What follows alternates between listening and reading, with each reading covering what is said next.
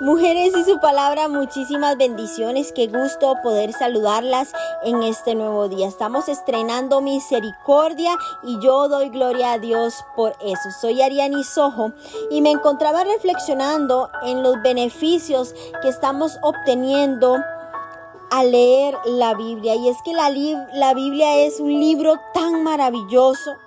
Es realmente una carta de amor de nuestro Padre Celestial para cada una de nosotras. Vemos cómo en ella se nos ha ido revelando su deseo, el propósito, eso que Él anhela de nosotras, nuestra adoración, nuestra comunión. Y son muchas las bendiciones que Dios nos da a través de su palabra. Y la Biblia nunca nos deja igual.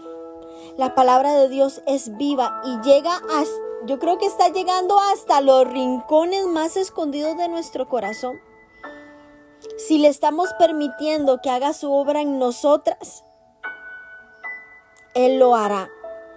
Quiero motivarte en este día a que leamos la palabra con el deseo de ser transformadas.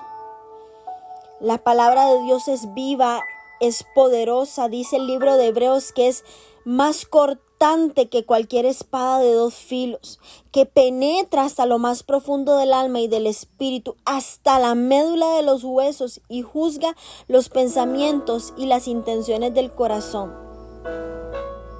Permitámosle que al leerla seamos transformadas a través de ella, para seguir conociendo a Dios, acercándonos más a Él, para aprender a discernir la voz de Dios, para conocer su voluntad, para fortalecer nuestra fe, para recibir su sabiduría, para tomar las decisiones correctas, para inspirarnos a alabarlo y a adorarlo todos los días, y así poder reflejar el carácter de Cristo en todas nuestras acciones y permanecer firme ante los ataques del enemigo. Tenemos muchas razones, tenemos muchos beneficios. Sigamos leyendo la palabra de Dios. Y en este día vamos a leer el capítulo 19, capítulo 20 y capítulo 21 del libro de Segunda de Samuel. Vamos a despedirle al Señor que tome el control de este tiempo. Padre Celestial, yo te doy gracias, Señor, por una nueva oportunidad que nos das de leer tu palabra. Un día más que podemos levantarnos y podemos leer las Escrituras. Te damos gracias y te pedimos que nos guíes, que nos hables, que nos transformes. Te damos permiso, Señor, te autorizamos a que transformes nuestra vida a través de la palabra, en el nombre de Jesús. Amén. Vamos a leer el capítulo 19, que tiene como título David vuelve a Jerusalén. Dieron aviso a Joab: he aquí el rey llora y hace duelo por Absalón. Y se volvió aquel día la victoria en luto para todo el pueblo, porque oyó decir el pueblo aquel día que el rey tenía dolor por su hijo. Y entró el pueblo aquel día en la ciudad escondidamente, como suele entrar a escondidas el pueblo avergonzado que ha huido de la batalla. Mas el rey, cubierto el rostro, clamaba en alta voz: hijo mío Absalón, Absalón, hijo mío, hijo mío. Entonces Joab vino al rey en la casa y dijo: hoy has avergonzado el rostro de todos tus siervos, que hoy han librado tu vida y la vida de tus hijos y de tus hijas, y la vida de tus mujeres y la vida de tus concubinas, amando a los que te aborrecen y aborreciendo a los que te aman. Porque hoy has declarado que nada te importan tus príncipes y tus siervos. Pues hoy me has hecho ver claramente que si Absalón viviera, aunque todos nosotros estuviéramos muertos, entonces estarías contento. Levántate pues ahora y ve afuera y habla bondadosamente a tus siervos, porque juro por Jehová que si no sales no quedará ni un hombre contigo en esta noche. Y esto te será peor que todos los males que te han sobrevenido desde tu juventud hasta ahora. Entonces se levantó el rey y se sentó a la puerta, y fue dado aviso a todo el pueblo diciendo: He aquí el rey está sentado a la puerta. Y vino todo el pueblo delante del rey, pero Israel había huido cada uno a su tienda. Y todo el pueblo disputaba en todas las tribus de Israel, diciendo: El rey nos ha librado de mano de nuestros enemigos, y nos ha salvado de mano de los filisteos, y ahora ha huido del país por miedo a Absalón. Y Absalón, a quien habíamos ungido sobre nosotros, ha muerto en la batalla. ¿Por qué pues estáis callados respecto de hacer volver al rey? Y el rey David envió a los sacerdotes Sadoc y Abiatar, diciendo: Hablad a los ancianos de Judá y decidles: ¿Por qué seréis vosotros los postreros en hacer volver al rey a su casa, cuando la palabra de todo Israel ha venido al rey para hacerle volver a su casa? Vosotros sois mis hermanos, mis huesos y mi carne sois. ¿Por qué pues seréis vosotros los postreros en hacer volver al rey? Asimismo diréis a Amasa: ¿No eres tú también hueso mío y carne mía? Así que haga Dios y aún me añada, si no fueres general del ejército delante de mí para siempre, en lugar de Joab. Así inclinó el corazón de todos los varones de Judá, como el de un solo hombre, para que enviasen a decir al rey: Vuelve tú y todos tus siervos. Volvió pues el rey y vino hasta el Jordán, y Judá vino a Gilgal para recibir al rey, para hacerle pasar el Jordán. Y Simei, hijo de Gera, hijo de Benjamín, que era de Bahurim, se dio prisa y descendió con los hombres de Judá a recibir al rey David. Con él venían 1000 hombres de Benjamín, asimismo Siba, criado de la casa de Saúl, con sus 15 hijos y sus 20 siervos, los cuales pasaron el Jordán delante del rey y cruzaron el vado para pasar a la familia del rey, para hacer lo que a él le pareciera. Entonces Simei, hijo de Gera, se postró delante del rey cuando él hubo pasado el Jordán, y dijo al rey: No me culpe mi señor de iniquidad, ni tengas memoria de los males que tu siervo hizo el día en que mi señor el rey salió de Jerusalén. No los guarde el rey en su corazón, porque yo tu siervo reconozco haber pecado. Y he venido hoy, el primero de toda la casa de José, para descender a recibir a mi señor el rey. Respondió Abisai, hijo de Sarbia, y dijo: ¿No ha de morir por esto Simei, que maldijo al ungido de Jehová? David entonces dijo: ¿Qué tengo yo con vosotros, hijo de Sarbia, que hoy me seáis adversarios? ¿Ha de morir hoy alguno de Israel? Pues no sé yo que hoy soy el rey de Israel. Y dijo el rey a Simei: No morirás. El rey se lo juró. También Mefiboset, hijo de Saúl, descendió a recibir al rey. No había lavado sus pies, ni había cortado su barba, ni tampoco había lavado sus vestidos desde el día en que el rey salió hasta el día en que volvió en paz. Y luego que vino a Jerusalén a recibir al rey, le dijo Mefiboset: ¿Por qué no fuiste conmigo? Y él respondió: Rey, señor mío, mi siervo me engañó, pues tu siervo había dicho: Enalbardarme un asno, y montaré en él e iré al rey, porque tu siervo es cojo. Pero él ha calumniado a tu siervo delante de mi señor el rey, mas mi señor el rey es como un ángel de Dios. Haz pues lo que bien te parezca, porque toda la casa de mi padre era digna de muerte delante de mi señor el rey, y tú pusiste a tu siervo entre los convidados de tu mesa. ¿Qué derecho pues tengo aún para clamar más al rey? Y el rey le dijo: ¿Para qué más palabras? Yo he determinado que tú y Siba os dividáis las tierras. Y Mefiboset dijo al rey: Deja que él las tome todas, pues que mi señor el rey ha vuelto en paz a su casa. También Barzillai, Galaadita, descendió de Rogelim y pasó el Jordán con el rey para acompañarle al otro lado del Jordán. Y era Barzillai muy anciano, de 80 años, y él había dado provisiones al rey cuando estaba en Mahanaim, porque era hombre muy rico. Y el rey dijo a Barzillai: Pasa conmigo y yo te sustentaré conmigo en Jerusalén. Mas Barzillai dijo al rey: ¿Cuántos años más habré de vivir para que yo suba con el rey a Jerusalén? De edad de 80 años soy este día. ¿Podré distinguir entre lo que es agradable y lo que no es? ¿Tomará gusto ahora tu siervo en lo que coma o beba? ¿Oiré más la voz de los cantores y de las cantoras? ¿Para qué pues ha de ser tu siervo una carga para mi señor el rey? ¿Pasará tu siervo un poco más allá de Jordán con el rey? ¿Porque me ha de dar el rey tan grande recompensa? Yo te ruego que dejes volver a tu siervo y que muera en mi ciudad, junto a al sepulcro de mi padre y de mi madre. Mas he aquí a tu siervo Kimán, que pase él con mi señor el rey, y haz a él lo que bien te pareciere. Y el rey dijo: pues pase conmigo Kimán, y yo haré con él como bien te parezca, y todo lo que tú pidieres de mí yo lo haré. Y todo el pueblo que pasó el Jordán, y luego que el rey hubo también pasado, el rey besó a Barzillai y lo bendijo, y él volvió a su casa, y el rey entonces pasó Gilgal, y con él pasó Kimán. Y todo el pueblo de Judá acompañaba al rey, también la mitad del pueblo de Israel.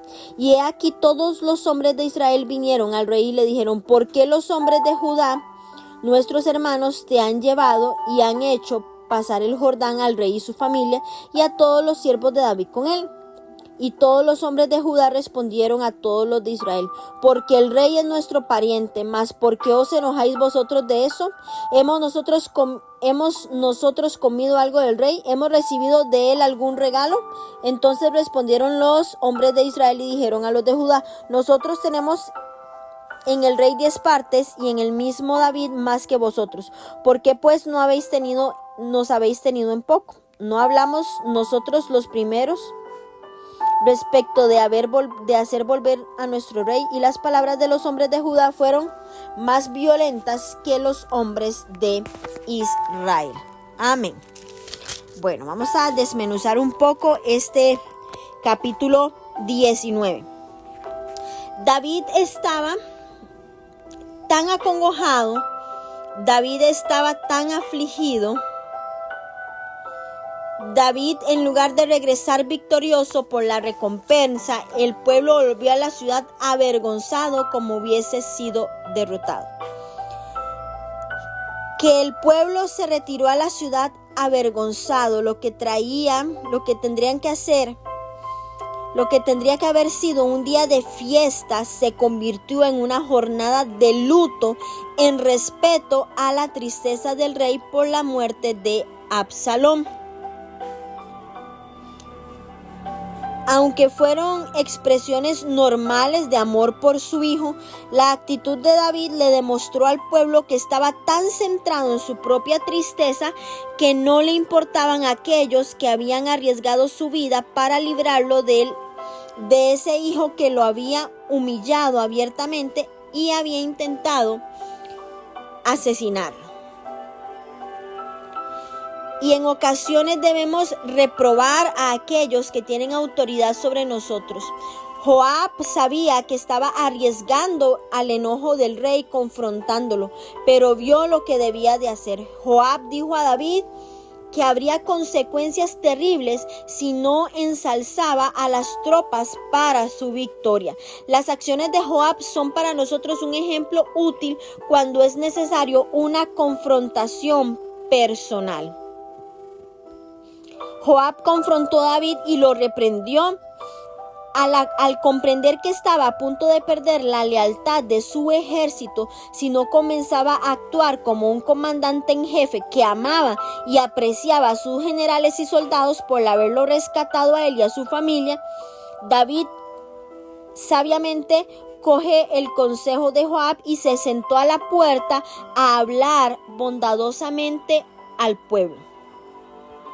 Vino todo el pueblo delante del rey, una especie de revista de las tropas victoriosas, pero Israel había huido cada uno a su tienda. Se refiere a que los que siguieron a Absalón se habían marchado a sus casas. David se sienta a la puerta, que es a la puerta de la ciudad, porque allí se realizaban los negocios y se administraba la justicia. Su presencia en ese lugar demostraba que había terminado el luto y que estaba otra vez en control de su reino. Como la nación seguía dividida y confundida respecto a la autoridad, David tenía que resolver la situación que estaba desencadenándose rápidamente. Aunque todo Israel parecía apoyar la autoridad de David, al dirigirse a Judá por separado, el rey abrió una brecha entre esta tribu y el resto del pueblo. La actitud asumida por Judá nos da la clave para entender este asunto. La rebelión comenzó precisamente ahí con Absalón, quienes lo siguieron. Al igual que unos días antes muchos de los israelitas habían apoyado la rebelión de Absalón, ahora el pueblo quería que David volviera a ser rey. ¿Debido a qué se debe? Que las multitudes son volubles y debe haber un código de alta moral al que podamos seguir en vez de realizar lo que le place a la mayoría. El seguir los principios morales dados en la palabra de Dios nos va a ayudar, mujeres, a evitar la influencia de las opiniones populares de la multitud.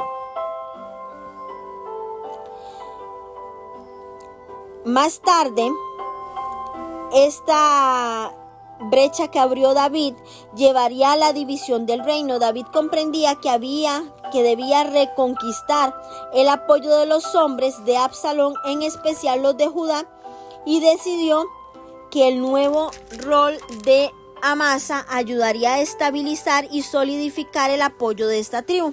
A pesar de la propuesta de Abisai de ejecutar a Simei por haber maldecido al ungido del Señor, David lo perdonó y le juró que no moriría.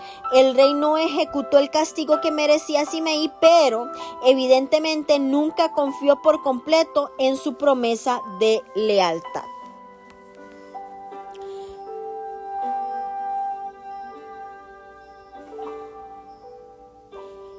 Amasa era el jefe militar de la rebelión de Absalón contra David, y esta probó ser una decisión desastrosa e innecesaria. David perdona aquí a Amasa por el crimen y también lo recompensa.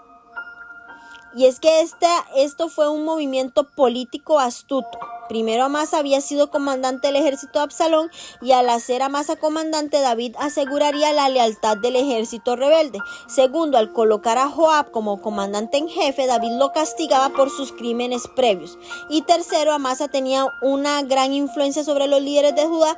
Todos estos movimientos ayudarían a unir el reino.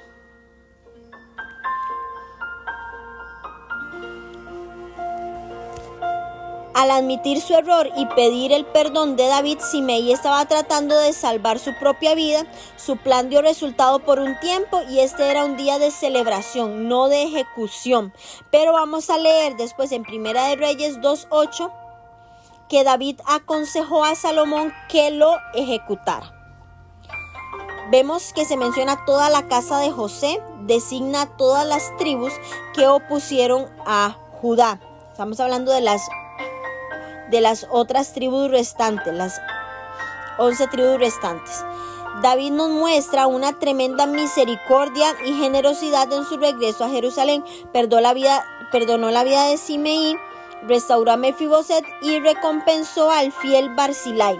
La justicia de David estableció una norma para el gobierno que se cumpliría totalmente en el gobierno justo de Cristo en el reino por venir. La pregunta de David, ¿por qué no fuiste conmigo?, era justificable si se consideraba el informe que había recibido Siba. Ahí es donde está hablando con Mefiboset. David no entendía por qué el hijo de Jonatán, a quien le había tratado con tanta bondad y gracia, no le había demostrado lealtad en un momento crucial. Vemos la respuesta de Mefiboset, que señala el engaño y la maldad de Siba, y al aprovecharse de la discapacidad de su amo, Siba logró convencer a David y recibió una recompensa, la tierra y los bienes de su señor. Tras darse cuenta de que su siervo lo había calumniado, Mefiboset intentó que David reconociera su lealtad. El rey revocó parcialmente su decreto precipitado, que eso lo leímos en el capítulo 16, versículo 4. Sin embargo, le devolvió los bienes a Mefiboset, pero sin quitarle completamente la recompensa a Siba por su lealtad. El compromiso de Mefiboset con el rey se evidencia claramente en su respuesta a la resolución de David, en la que también expresa gratitud por su regreso pacífico a la ciudad. El temor de Samuel por el deseo del pueblo de tener un rey era justificable, ya que los hombres de Israel y los de Judá discutían sobre quién tenía más derecho respecto a David.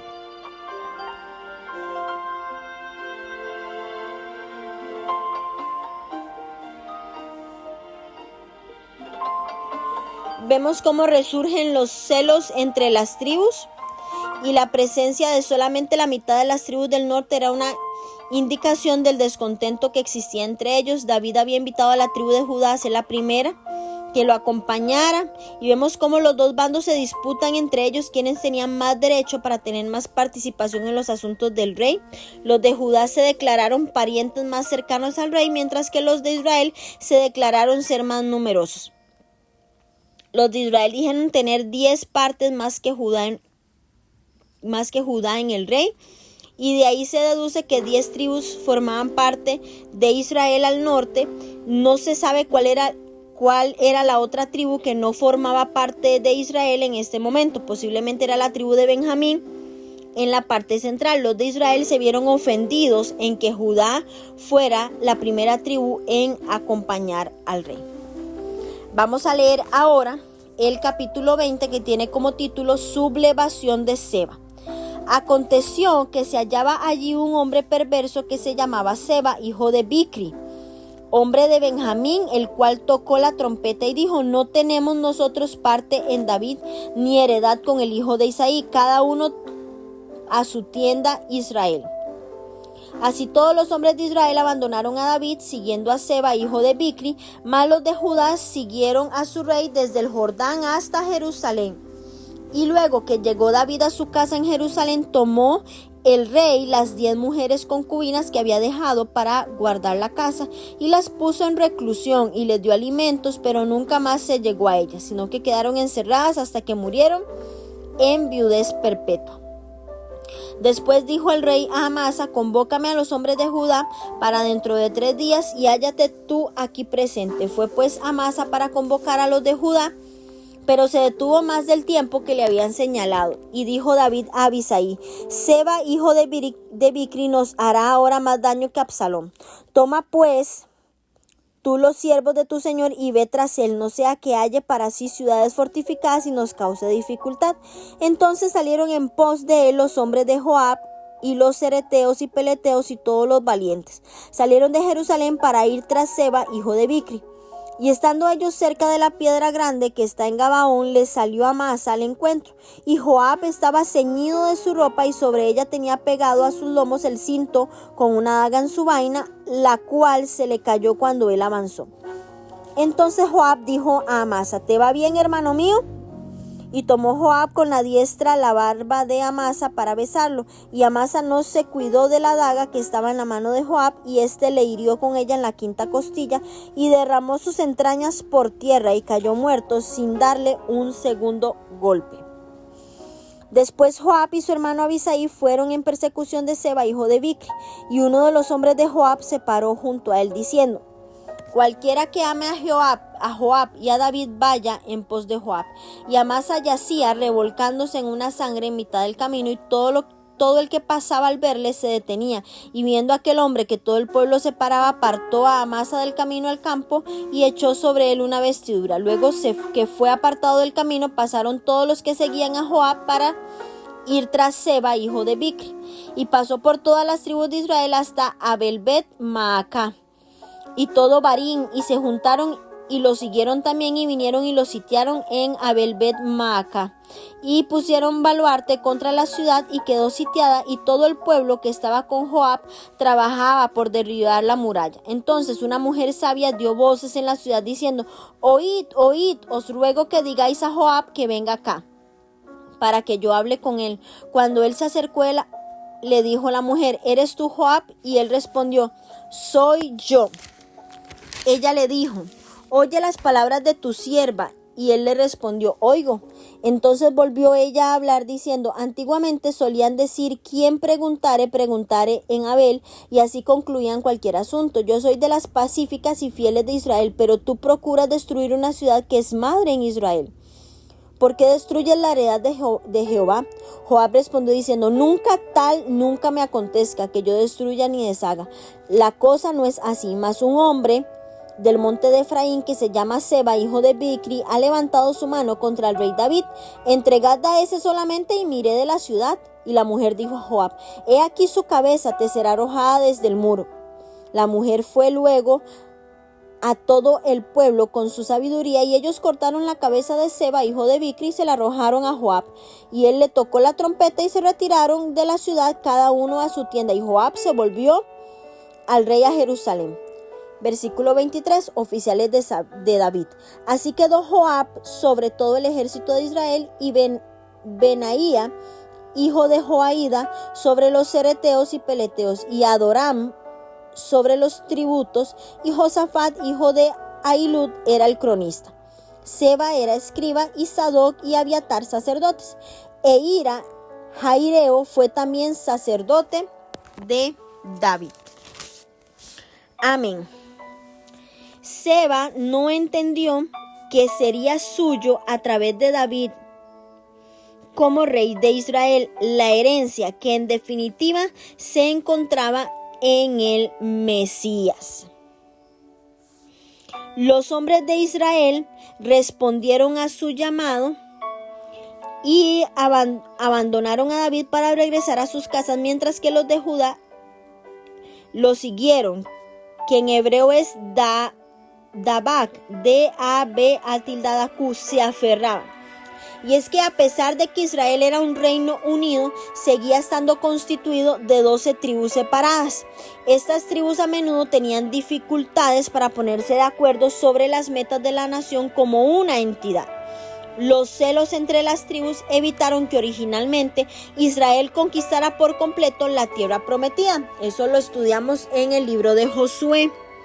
Y ahora los celos entre las tribus estaban amenazando la estabilidad del reino de David al darle a Seba una oportunidad para rebelarse.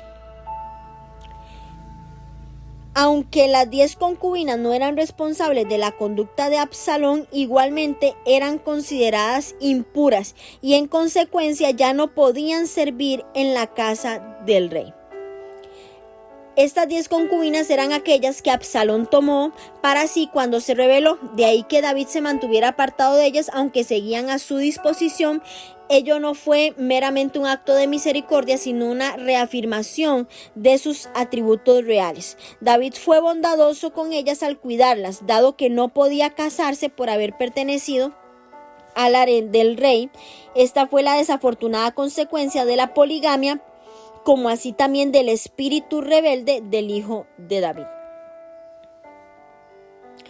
Normalmente, esta hubiera sido una tarea encomendada a Joab, pero se le encargó a Amasa, recién designado jefe militar. Parece que los soldados que resistían, por lo que se demoró más de los 3 días señalados.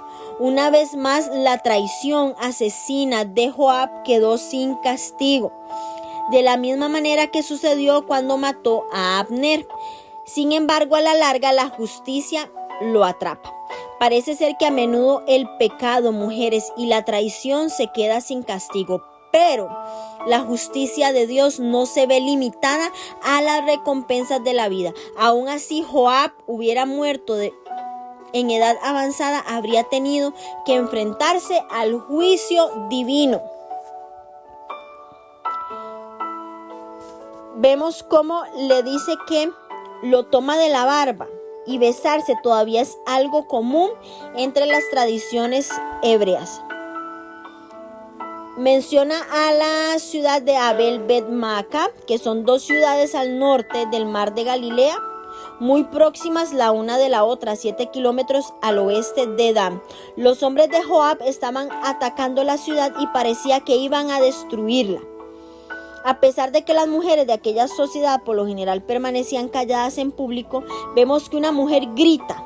Detuvo los ataques de Joab no con armas, sino con palabras sabias y con un plan de acción.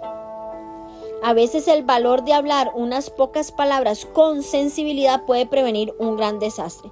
Y es que la mujer sabia de Abel Bet-Maca mostró su valentía al participar en el ataque, apelando directamente al jefe del ejército.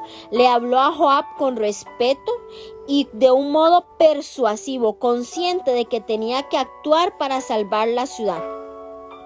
Vemos que ella se identifica como una de las pacíficas y fieles, mientras que describió a Joab como el que procuraba destruir una ciudad que es madre de Israel. Joab le aseguró que solo quería destruir a Seba, el enemigo de David, y después de apelar a Joab y escuchar su respuesta, persuadió al pueblo para que sacrificara a Seba, arrojara su cabeza desde el muro de la ciudad y así finalizaría las guerras. Y es que muchas de las mujeres de primera y segunda de Samuel vemos cómo han demostrado sabiduría, valentía, compromiso con la justicia. Además, manifestaron respeto y sumisión a las autoridades. Son características que debemos nosotras imitar. David permaneció fiel al Señor y aún así enfrentó enormes desafíos y angustias por su desobediencia inicial. La gracia de Dios le permitió seguir reinando y recibir su bendición, de manera que su trono perduró a través del tiempo. Sin embargo, David también enfrentó la realidad de las consecuencias de su pecado. Algo que les quería aclarar era la expresión madre en Israel, y es que ese término se usa cuando se habla de una ciudad respetada e influyente. Vamos a ver al final del capítulo 20 cómo se habla de una reorganización en los últimos días del reino de David. Uno de los valientes del rey reemplazó a Joab como jefe del ejército bajo Salomón y ejecutó más tarde a Joab por las muertes de Abner y Amasa, cumpliendo órdenes del propio Salomón. Y vemos cómo la rebelión de Seba, después de derrotar a Absalón, también regresó a Jerusalén desde Mahanaim, pero Seba incitó una rebelión en contra de David y por lo tanto este envió a Joab, a Abisai y un pequeño ejército tras de él.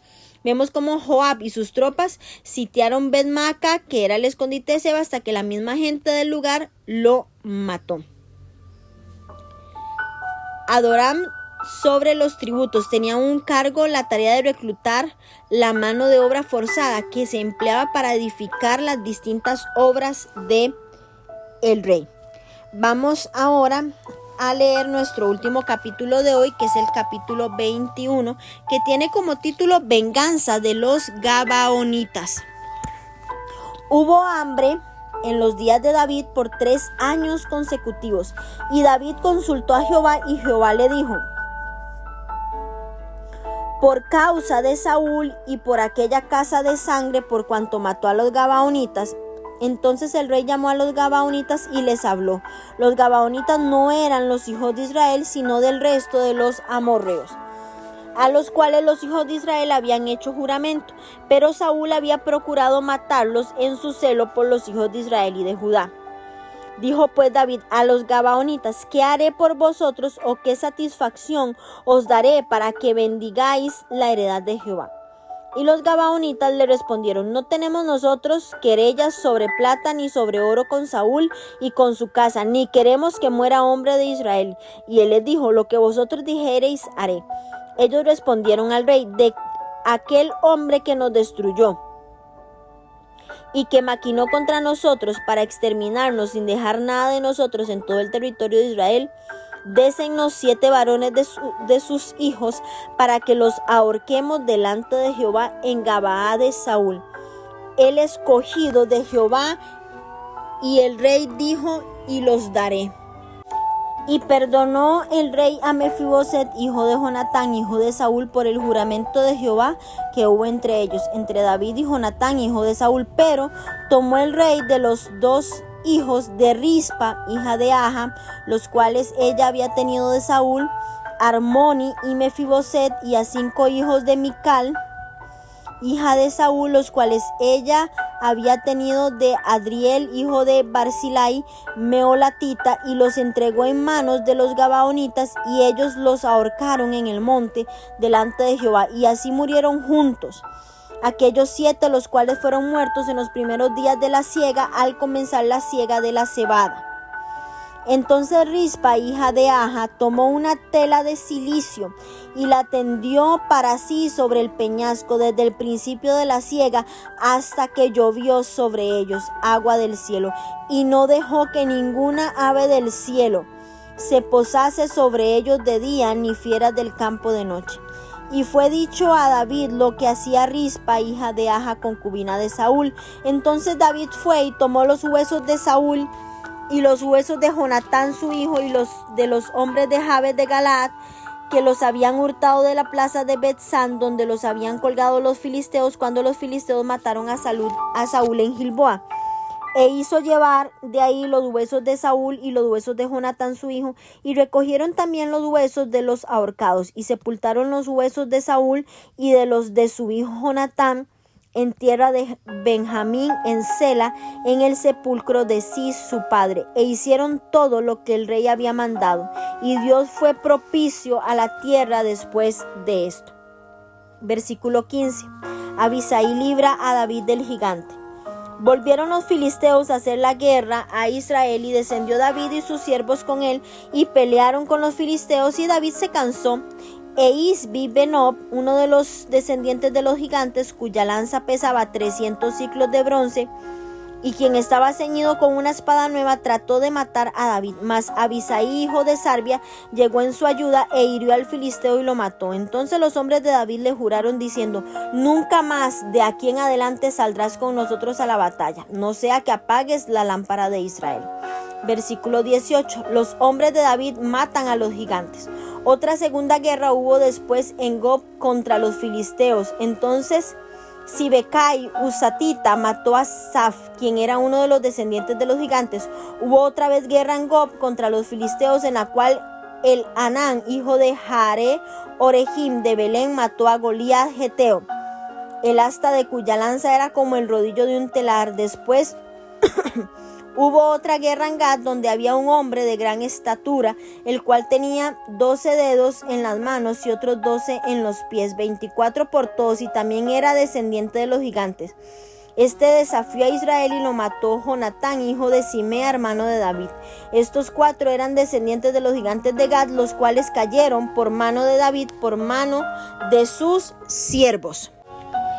El Señor respondió a David la pregunta que él se hacía sobre la hambruna, y se debía al pecado de Saúl y el asesinato de los gabaonitas.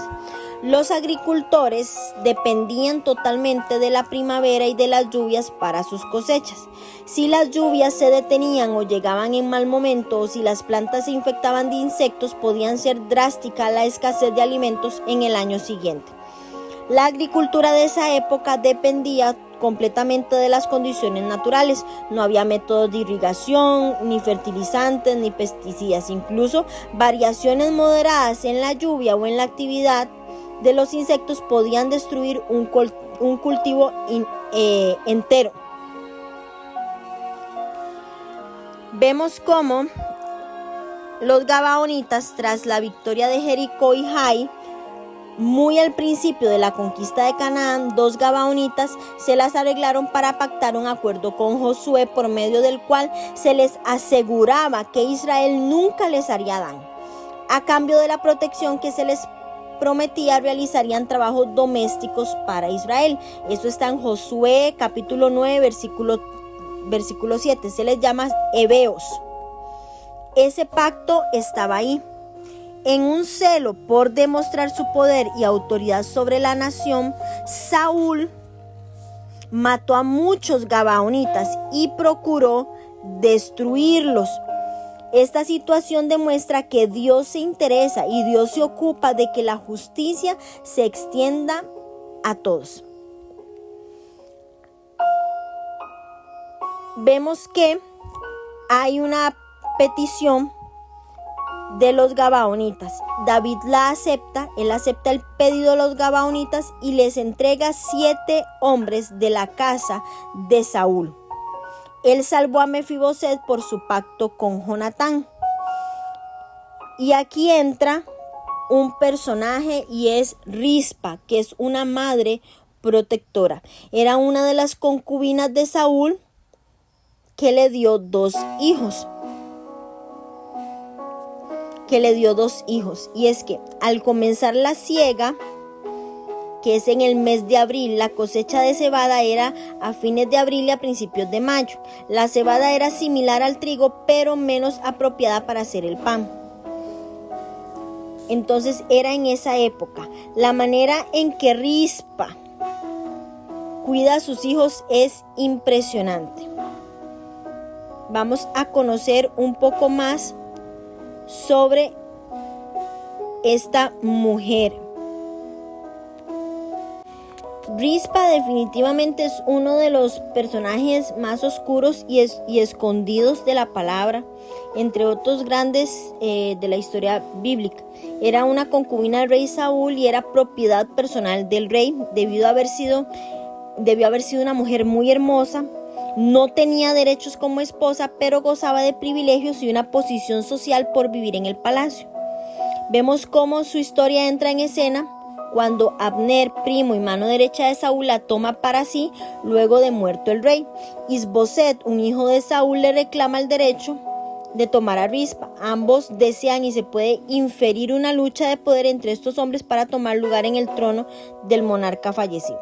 Rispa no tenía derecho de elección ni a opinar a pesar de sus estatutos en el reino. Se disponía de ella como un botín de guerra.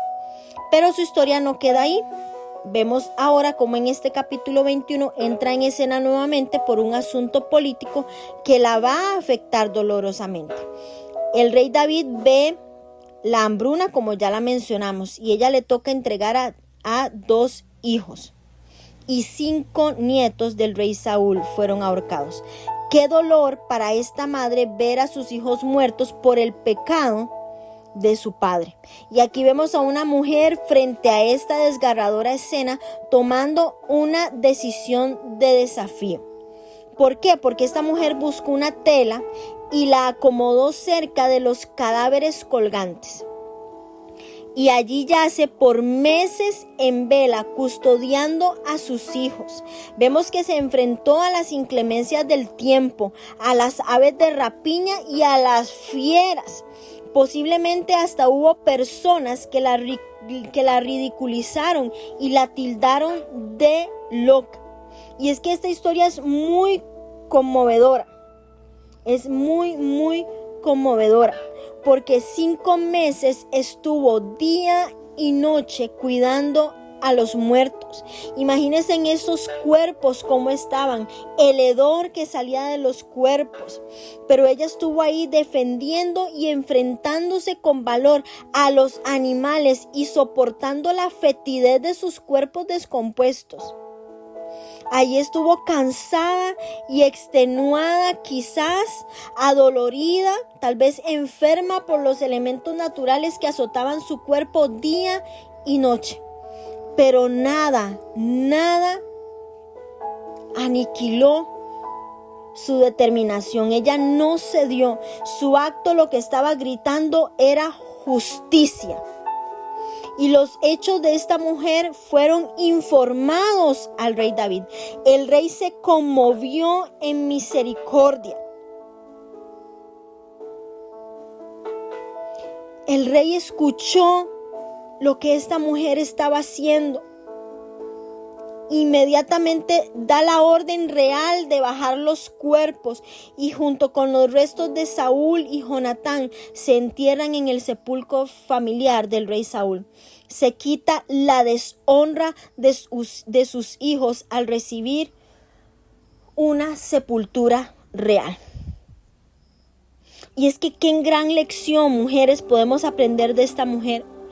En esta sociedad necesitamos madres como Rispa, que tomen la valentía de luchar por sus hijos contra viento y marea. También necesitamos madres espirituales, mujeres como usted y como yo, que nos levantemos a ser madres por los jóvenes, por los niños de esta nación, que están muertos en delitos y pecados. Debe haber una mujer que se levante y doble rodilla por la juventud, por los niños, que velen, que que velen y que no se cansen. Hay mujeres que nos tenemos que levantar. Esas mujeres que no le tienen miedo a la crítica, mujeres que se les destroza el corazón al ver la condición de los hijos rebeldes, perdidos, de esos hijos obstinados, pero ellas siguen amando, ellas siguen cubriendo con el manto de oración, con el manto de la fe, con el manto de la esperanza, con el manto de la fe. Saben, mujeres, yo sé que muchas de ustedes tienen hijos colgando del alcohol, de las drogas, de lo ilícito. Hay hijos colgando, desviándose a los placeres, al egoísmo, a la desobediencia. Hay hijos colgando, destruyéndose en las filosofías, en las ideologías de este mundo, en las religiones de este mundo, en la falta de valores, en la falta de moralidad. Pero hoy tenemos que levantarnos como rispas, a clamar, a gemir por la resurrección espiritual y por la restauración del reino de Dios, de aquel que llevó en su vientre. Saben, mujeres, hoy es un día para levantarnos a pelear por nuestros hijos. Y si usted no tiene hijos, dígale al Señor que usted se quiere levantar como una madre espiritual en esta ciudad. Que usted no quiere dejar morir a esos niños, a esos jóvenes que están colgando en el alcohol, colgando en las drogas, colgando en el narcotráfico, colgando en el pecado, colgando en la fornicación, colgando en la rebeldía. Que usted hoy no los va a dejar morir en la concupiscencia. Y es que se necesitan mujeres, más mujeres como Rispa, que se enfrenten con valentía a esta depravada sociedad que se levanta como una fiera a querer robarse, a querer comerse, a querer devorar a nuestros jóvenes, a nuestros niños. Y es que no hay poderío que se oponga frente a una madre que ora.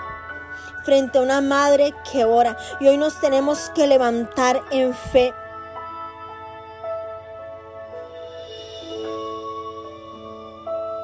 Tenemos que levantarnos en fe. Y no una fe fingida, sino realmente como madres protectoras. Rispa no pudo salvar la vida de sus hijos.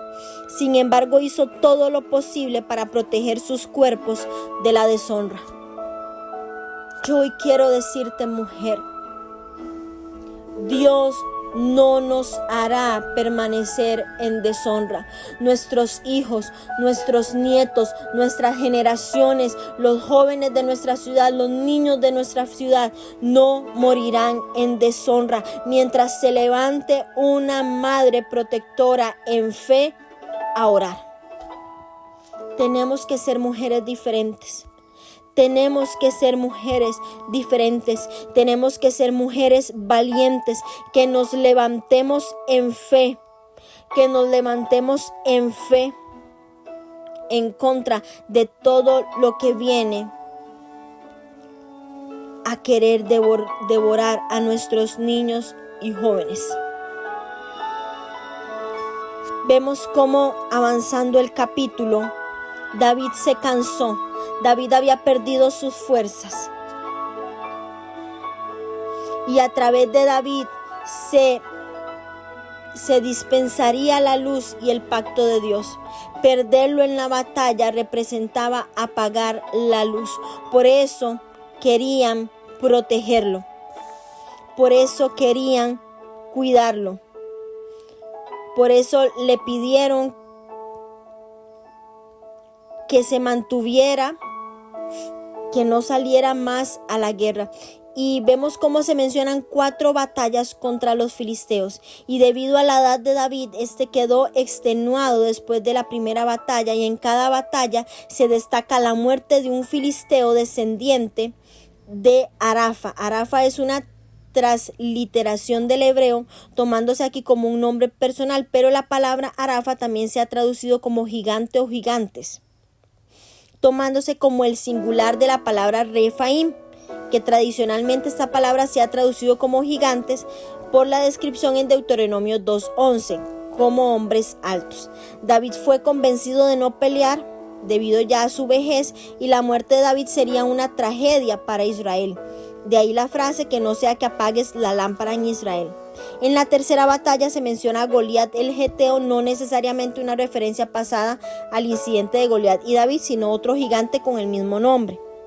En el libro de Primera de Crónicas se incluye la palabra hermano y se sustituye la palabra hebrea Belén por Lacmi, traduciéndose como Lacmi al hermano de Goliat. La variación no es de importancia, quizás fue para evitar confusión entre Goliat de Primera de Samuel 17. Y algo que yo quiero destacar de estos hombres de David es que vemos cómo David deja un legado. David era un hombre fuerte que mataba gigantes, y los hombres que habían recibido el legado de David mataban gigantes también. Mujeres, tenemos que ver qué legado vamos a dejar. ¿Qué legado estamos dejando a los que vienen detrás de nosotros?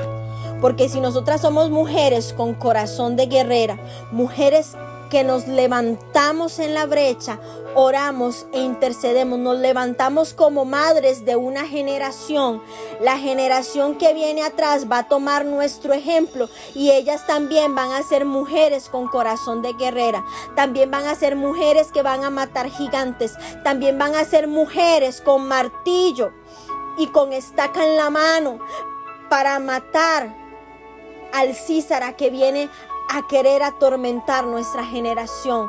La generación que viene atrás está viendo lo que nosotras estamos haciendo y ellas lo van a imitar. De nosotras están aprendiendo. ¿Qué están aprendiendo de nosotras? Es la pregunta. ¿Será que están aprendiendo a quejarse? ¿Será que están aprendiendo a dejarse llevar por el pecado, por nuestra carne?